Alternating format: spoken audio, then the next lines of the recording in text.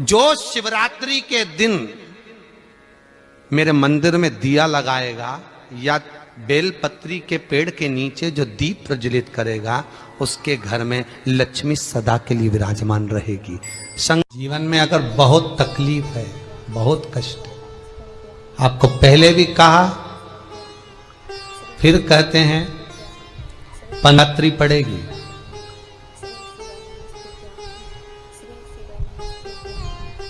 जो माघ महीने में शिवरात्रि पड़ती है उससे भी प्रबल शिवरात्रि। ये शिवरात्रि 19 वर्ष के 2 बार गैप करने के बाद 183 वर्ष के बाद आएगा और 183 वर्ष के बाद फिर इसमें की शिवरात्रि प्राप्त होगी। और 183 वर्ष किसने देखे? कौन ने देखे? और निवेदन करूंगा, अगर जिंदगी में थोड़ी सी तकलीफ है, दुख है, कष्ट है, परेशानी है, तो उस शिवरात्रि को हाथ से मत जाने दो।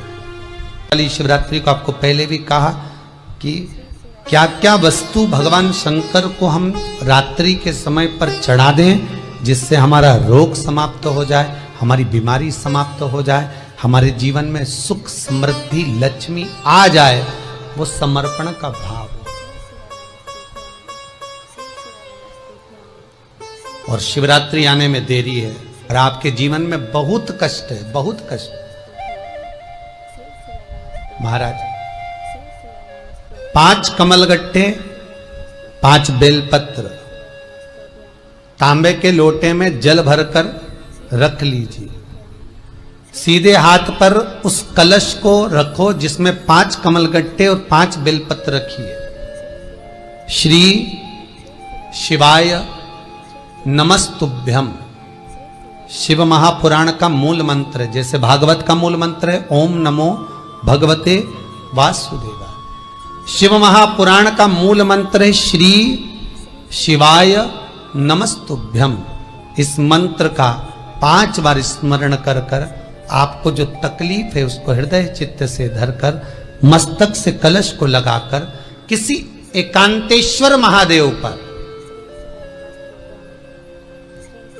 एकांतेश्वर महादेव मतलब अपने गांव से, नगर से, शहर से जो बाहर खेड़े में हो, बिल्कुल बाहर, जिस शिवलिंग पर कोई पूजन करने ना जाता हो, एकांत में बैठे हो, जंगल में बैठे हो, कहीं किसी वृक्ष के नीचे विराजमान हो, ऐसे एकांतेश्वर महादेव पर अपनी कामना कर कर वो जल समर्पित कर दो। 1 बेलपत्र, 1 कमलगट्टा उठाकर अपने घर पर लेकर आ जाओ। जो तकलीफ बहुत ज्यादा हो रही है 5 दिन में आपको मालूम पड़ जाएगा, 5 दिन में अंतर आ जाएगा। शिव का अनुमोदन करो, शंकर का स्मरण करो। महाराज ये अश्विन का जो अधिक मास है 183 वर्ष के बाद वापिस आएगा। योग, ये योग पहले मिल जाता 19 वर्ष में, पर अब मिलेगा 183 वर्ष।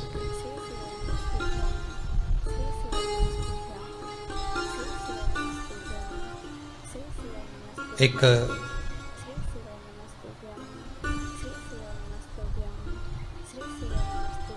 किन्हीं माता जी का एक प्रश्न था, वो ध्यान में नहीं आ रहा है वो कहाँ से थी, कि उन्होंने एक प्रश्न किया था, व्हाट्सएप पर लिखा हुआ आया था कि उनके घर में कोई बहुत ज़्यादा बीमार पड़ा हुआ है और बहुत बुजुर्ग है, लगभग 90-95 साल की हैं और शरीर गल गया, शरीर में अब कीड़े पड़ रहे हैं। सिस्टर को बुलाते हैं, डॉक्टर को बुलाते हैं, तब उनको साफ करते हैं, शरीर इतना गल चुका है। उसके लिए क्या करना चाहिए? एक निवेदन करूंगा, एक भगोनी में गेहूं रख लीजिए, एक पात्र में गेहूं, जो बहुत बुजुर्ग हो चुकी हैं, कीड़े पड़ रहे हैं शरीर में, आपने एकादशी दे दी, गीता जी करवा दी, पाठ करवा दिया, गौदान करवा दिया, मोक्ष करवा दिया, सब कुछ करवा दिया, तो भी मुक्ति नहीं मिल रही है, तो पात्र में गेहूं रखकर उन माता जी की सीधे हाथ की 3 उंगलियां उस गेहूं में डालकर उनका नाम और गोत्र बोलकर वो गेहूं गाय को खिला दीजिए। पात्र किसी गरीबड़े को, भिक्षुक को दे दीजिए महाराज, 3 या 4 दिन में मोक्ष प्राप्त हो जाता है। इतनी अगर भोग रही हैं तो कर सकती, इतना कष्ट अगर भोग रही हैं कि शरीर गल चुका है, कीड़े पड़ रहे हैं शरीर के अंदर और सारी खाल टपक टपक कर गिर रही है, तो उनकी मुक्ति हो, उनका मोक्ष हो। आज माता जी कह रही थी कि हमने गीता जी सुना दी, पाठ कर दिया, सब कुछ कर दिया, गौदान करा दिया, सब करा दिया, पर मुक्ति नहीं। शिव का हो, शंकर हो, मेरे बाबा विश्वनाथ का स्मरण करो, मिलेगा। फिर निवेदन करूंगा, ब्रह्मा ब्रह्मलोक में रहते हैं, भगवान विष्णु बैकुंठ में रहते हैं। मृत्यु लोक का अगर कोई देव है तो वो महादेव है। पृथ्वी का अगर कोई देवता है तो वो देव अधिदेव महादेव है। पर हमारी आदत है, हम पड़ोस की काकी आती है तो उसको प्रणाम करते हैं, मासी सास आती है तो उसको नमन करते हैं, चाची सास आती है तो उसको नमन करते हैं, और घर में सास बैठी रहती है उसको कभी नमन नहीं करते। आदत है ना हमारी। दूसरों को तो हम प्रणाम कर लेंगे पर घर की सास को नमन नहीं कर पाते। उसी तरह हम भगवान विष्णु का स्मरण कर रहे हैं, ब्रह्मा का स्मरण कर रहे हैं, सारे 33 कोटि देवताओं का स्मरण कर रहे हैं, पर भूलोक का इस देव अधिदेव महादेव का हम कितना स्मरण कर रहे हैं। हम तो भगवान शंकर के मंदिर में भी जाते हैं तो छल करते हैं, गए मंदिर में, वहां का लोटा उठा लिया, पानी भर लिया, शंकर जी को चढ़ा दिया, लोटा दूसरे का, पानी दूसरे का, मंदिर भी दूसरे का, पानी चढ़ा दिया बस। और इतनी सात्वित्ववान सिर पे पल्लू मल्लू रे कि ऐसे पानी चढ़ाए। शंकर भगवान भी सोचे काय को नौटंकी करे रे, काय को नाटक करे, पानी दूसरे का, लोटा दूसरे का, शंकर जी पे चढ़ा रही। अगर शंकर को जल चढ़ाना है तो घर से लेकर जा, लोटा भी घर से लेकर जा, और अगर मंदिर का पानी लिया है, मंदिर का लोटा लिया है तो 1 रुपए लोटे का किराया, और 1 रुपए जो लाइट जली, पानी भरा जिस पुजारी ने, उसका 2 रुपया दान पेटी में डाल, तब जाकर तू शंकर को पानी चढ़ाएगी, तब शंकर उस जल को स्वीकार करता है। किसी की लगी लगाई थाली मिल जाए पूजन की और तुम सिर पे पल्लू लेके कुंकू चावल रोली बोली सब चढ़ा दो, और बेचारी वो बाद में आए तो देखे तो यहाँ सब साफ, तो क्या भगवान स्वीकार करेगा? भगवान ऐसा स्वीकार नहीं करे। फिर निवेदन है, बरसाती मेंढक मत बनो रे, अच्छे से सेवा करो, थोड़ी करो पर अच्छी करो, घर से पानी लेकर जाओ।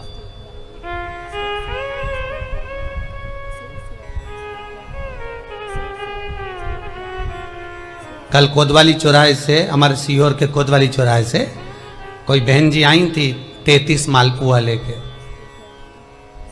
कहे गुरुजी संकल्प करा दो। हमने कहा पानी लाओ, तो क्या तुम्हारे यहाँ नहीं है? हमने कहा हमारे यहाँ तो कुआं है, लिया। चावल लाओ, तो क्या गुरुजी पूजन मंडप में होंगे ना चावल जरा सा। हमने कहा वापिस घर जाओ, निकलो।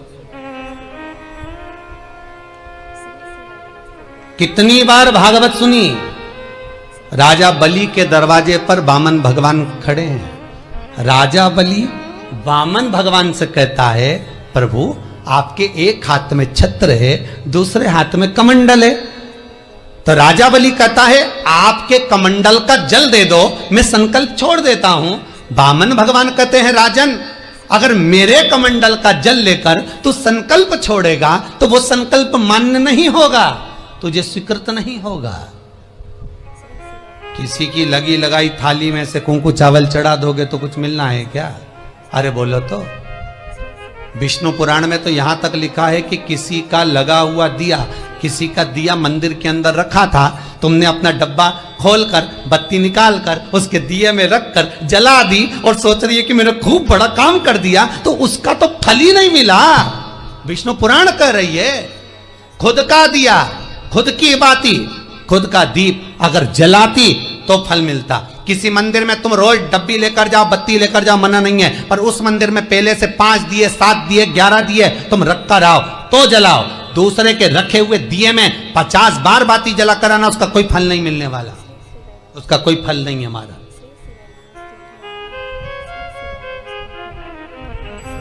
खुद का जल लेकर जाओगे, खुद का लोटा लेकर जाओगे तो फल। यहाँ तो स्वयं भागवत कह रही है, राजा बलि के सामने वामन भगवान कहते हैं, राजन तेरे कमंडल को लेकर आ, उससे संकल्प छोड़, अगर मेरे जल का संकल्प छोड़ेगा तो उसका कोई फल नहीं मिलने वाला। राजा बलि अंदर गया, जाकर भी उसने कर्म बेकार कर दिया। राजा बलि ने क्या, कमंडल लाना था खुद का, उठा लाया शुक्राचार्य जी का, शुक्राचार्य जी का कमंडल उठाकर लाया, इसलिए शुक्राचार्य जी कमंडल के अंदर जाकर बैठ गए, एक आंख लगाकर देखते रहे, जल बाहर नहीं निकलने दिया शुक्राचार्य जी ने कि मेरे कमंडल का जल कैसे निकल जाए भला। फिर भी राजा नहीं माना, तब एक कुसा खींचकर उसकी टोंटी में दी तो शुक्राचार्य जी की आंख फूट गई। शुक्राचार्य जी ने कहा, राजा बलि तू जान नहीं पाया, मेरे कमंडल का जल लेकर गया और मेरी आंख फूटी है, मैं तुझे श्राप देता हूं कि तू सत्ता से विहीन हो जाएगा। राजा बलि की पूरी सत्ता चली गई, पूरी सत्ता मात्र कमंडल के जल के कारण चली गई। तो आप अगर दान करने जा रहे हो, आप कन्या दान करने जा रहे हो, आप गौ दान करने जा रहे हो, आप वस्त्र दान करने जा रहे हो, आप मालपुए का दान करने जा रहे हो, आप स्वर्ण दान करने जा रहे हो, तो जल चावल आपका होना चाहिए, संकल्प आपका होना चाहिए, दूसरे का नहीं। इसलिए नैमिषारण्य में जो 108 शिव महापुराण की पोथी बिठाई, तो वहां जो संकल्प छूटा आपके घरों में छुड़वाया, घर के अंदर। और 15 अक्टूबर को जो शिवरात्रि का उत्सव रात्रि को 9:20 से 10:20 पर इसी टीवी चैनल पर जो हम कराएंगे, उसका संकल्प आप अपने घर में बैठकर छोड़ना, यहां नहीं, अपने घर में। और अगर कोई यहां आता भी है तो साथ में पानी की बोतल लाओ, चावल लाओ, पूजा की थाली लाओ, फिर बैठो। अपना संकल्प अपना होना चाहिए, उसका फल हजारों गुना प्राप्त होता है। दूसरे का जल, दूसरे का चावल स्वीकार कर लिया, उससे फल की कामना नहीं है, मिलता। फिर भले 4 घंटे तक तुम ढोलक बजा बजा के गाओ, तांबा का हंडा में तातो धरा पानी, और नींद आए भोला नवा के रहूंगी, भोले को अपना बना के रहूंगी। शंकर भगवान भी बोले पूरी रात गाए तो भी नहीं आऊं मैं, तो गाय को है भोलेनाथ। शिव को मनाना के लिए आडंबर की जरूरत नहीं है, शंकर को मनाने के लिए बहुत साधना करने की भी जरूरत नहीं है। शंकर तो कहते हैं 3 बार ताली बजा दो, बम बम बोल दो, उतने में भी राजी हूं। पानी नी भी चढ़ाए चलेगा, ताली नी भी बजाए चलेगा, बम बम नी भी बोला चलेगा। शंकर का शिव महापुराण की कथा कहती है, इतना भी ना बने तो मेरे मंदिर के सामने से निकल कर चले जा, उतने में भी कल्याण कर दूंगा। ये भी ना बने तो मेरे मंदिर का शिखर देख ले, शिखर दर्शनम सर्व पाप नाशनम, मात्र शिखर का दर्शन कर लेने पर भी मैं तेरे पाप छिन्न कर देता हूं, समाप्त कर देता हूं, तेरी जिंदगी खुशियों से भर। शिव करें उतने में भी संतुष्टि,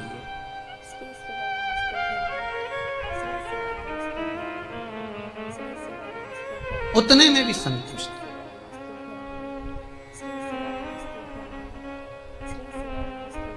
शंकर का अनुमोदन करने वाला, शिव का स्मरण करने वाला है। तो अगर मालूम पड़े प्रारब्ध के कारण, कोई कर्म के कारण हमें मिल भी रहा है, तो वो समाप्त होगा, वो मिटेगा। और बाबा से कहते रहना ना, भोला सब दुख काटो मारा, बाबा बस कृपा कर कर मेरे दुखों को काटिए। बाबा बोले शिव, उस बुजुर्ग से कहते हैं तुम्हें कर्म का भोग भोगना पड़ेगा। बाबा ये कर्म का भोग मनुष्य क्यों भोगता है? शंकर कहते हैं पूर्व में जो कर कराए हो उसके अनुसार फल मिलता है।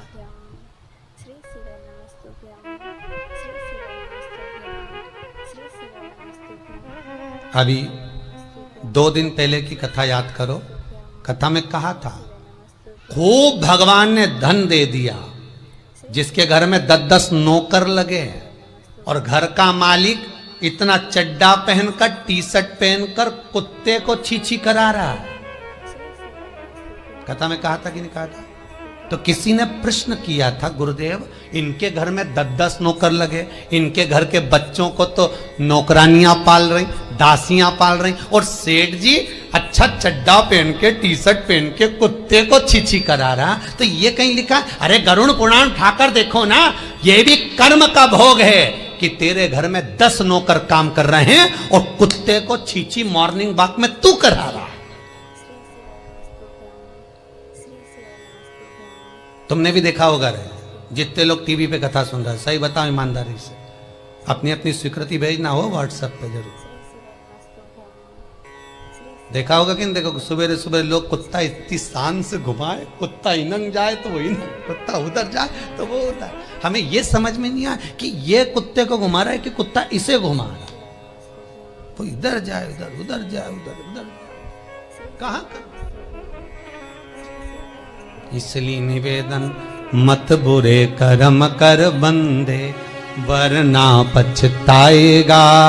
भगवान की आंखों से तू बच नहीं पाएगा, तू बच नहीं पाएगा।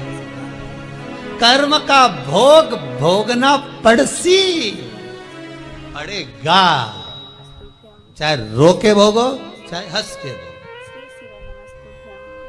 इसलिए निवेदन है, खूब बढ़िया चकाचक खाओ पियो मौज करो, जिंदगी अलमस्त जियो। कितनी भी जिंदगी में दुख आए रोना नहीं, सुखी रहना, मुस्कुराते रहो, क्योंकि आखिरी में जो फोटो टंगेगा वो तो मुस्कुराने वाला ही टंगेगा।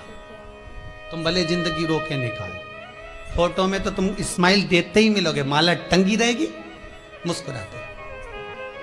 जित्तों के घर भी जाके देखोगे तो मुस्कुराता हुआ फोटो मिलना है, रोता हुआ किसी का नहीं मिलेगा, भले जिंदगी कितनी भी रो के निकालो। चित्त वृत्ति को लगाओ भजन में, कीर्तन में, स्मरण में। जितना समय गया जाने दो, जो बचा उसको शंकर में लगा दो, शिव में लगा दो। महाराज, कर्म का भोग भोगना है, गति प्रारब्ध की। दूसरी जो प्रारब्ध की गति है उसको कहा तीव्र प्रारब्ध। इसके भोग को अगर तुम भोग रहे हो, दुख आया है तो संत सतगुरु की शरण में जाकर कहो, दुख मिटेगा। तीसरा है तीव्रतम प्रारब्ध। इस प्रारब्ध में अगर बहुत ज्यादा दुख आ गया तो कुछ ना करिए, एक काम करो, एकांत में बैठकर शिव का स्मरण करिए, शंकर का भजन।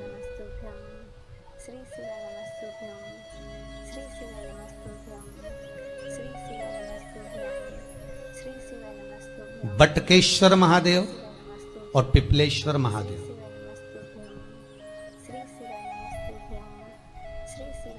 पिपलेश्वर महादेव जिस जगह पर दधीची ऋषि की धर्म पत्नी सुवार्च के सम्मुख में दधीची ऋषि के प्राण देवता ले लेते हैं, अस्थियों का कंकाल हो जाते हैं दधीची बाबा। उनकी धर्म पत्नी रोती हुई अपने पेट पर पत्थर मारती है गर्भ को नष्ट करने के लिए। वहां शंकर भगवान प्रकट होते हैं पीपल के पेड़ के नीचे। शिव जी का नाम पिपलेश्वर महादेव हुआ। जो बालक पीपल के पेड़ के नीचे जन्मा उसका नाम पिपलाद हुआ।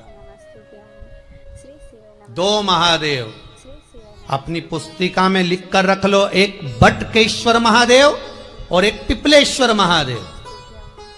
अदालत में कोई कार्रवाई चल रही है, अदालत में कोई केस चल रहा है, अदालत में कोई बात चल रही है, नहीं जीत मिल रही, नहीं विजय मिल रही, हार गए, पेशियां लगा लगा कर एक बार बड़ के पेड़ के नीचे बालू मिट्टी का शिवलिंग बनाकर उसकी पूजन करो। पूजन अर्चना कर कर दही 3 चम्मच नाम लेकर चढ़ाओ जिसके साथ केस चल रहा है, और 3 चम्मच दही चढ़ाकर उस दही को उठा लो और रुमाल पर उसके छापे लगा लो, सफेद रुमाल पर भगवान शंकर की पूजा अर्चना कर कर जल में विसर्जन कर दो बटकेश्वर महादेव का नाम लेकर, और उस रुमाल को घड़ी बनाकर रख लो। अगली पेशी जब हो उसको साथ लेकर जाओ, केस जल्दी निपटेगा, विजय प्राप्त होगी।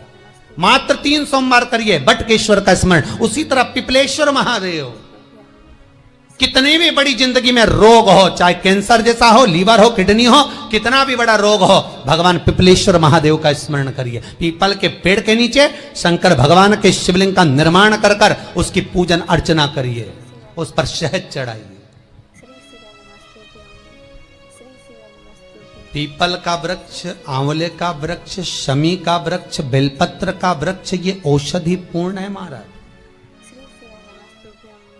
डॉक्टर ने कह दिया डायलिसिस कराना जरूरी है, तो एक बार इस शिव महापुराण का उपाय जरूर करना। डायलिसिस कराने से पहले 5 छोटे छोटे पीपल के पत्ते लेना, शंकर जी का शिवलिंग का निर्माण पीपल के पेड़ के नीचे करना, मट्टी का पार्थिव शिवलिंग निर्माण कर कर उसकी पूजन कर कर बेलपत्री 5 चढ़ाकर 5 पीपल के पत्ते 5 शमी के पत्ते शंकर पर चढ़ा देना, आरती पूजन करना। शमी का पत्ता बेलपत्र छोड़कर 5 पीपल के पत्ते उठा लेना। जिस व्यक्ति को डायलिसिस का बोला है उस व्यक्ति को 5 पत्ते पीस कर छान कर पिला देना। 3 दिन बाद फिर जाकर डॉक्टर को चेक करवाना, डॉक्टर डायलिसिस का मना कर देगा, लीवर किडनी अपना काम करना प्रारंभ कर देगा। पिपलेश्वर महादेव की पूजन, पीपल के पत्ते की औषधि जीवन का सुख दे जाती है। कोई पिपलेश्वर महादेव सहज नहीं है महाराज। कितना विचित्र वर्णन है, प्रैक्टिकल जरूर करना। सीओर वाला महाराज कहीं झूठ तो नहीं बोल रहा, और व्हाट्सएप पे लिखकर भी भेजना करा कि नहीं करा, क्योंकि शिव महापुराण की लेखनी है। वेद व्यास जी महाराज वर्णन करे, गलत नहीं कर सकते। किसी को बहुत खून निकल रहा है, बहुत एक्सीडेंट हो गया, खून पर खून निकल रहा है, उसको अगर होश है और वो होश में है तो 5 पीपल के पत्ते किसी भी वृक्ष के तोड़कर पिपलेश्वर महादेव का नाम लगकर उसको खिला दो, चबा चबा कर, उसी समय खून निकलना बंद हो जाएगा, रक्त बंद। पिपलेश्वर महादेव का मात्र स्मरण ही सुख दे जाता है, आनंद की अनुभूति करा देता है। मात्र पिपलेश्वर महादेव। बहुत बड़ा ऑपरेशन कराने जा रहे हो तो उसके 15 दिन पहले पिपलेश्वर महादेव का पूजन कर कर, अर्चना कर कर, भगवान शिव का स्मरण कर कर, पीपल के पत्ते की माला बनाकर हनुमान जी को चढ़ाकर फिर ऑपरेशन के लिए जाओ, जिससे दूसरी बार ऑपरेशन की जरूरत ना पड़े। शरीर का जिसका ऑपरेशन है वो अच्छा हो जाए। श्रेष्ठ पिपलेश्वर महादेव भगवान शिव ओघड़ दानी।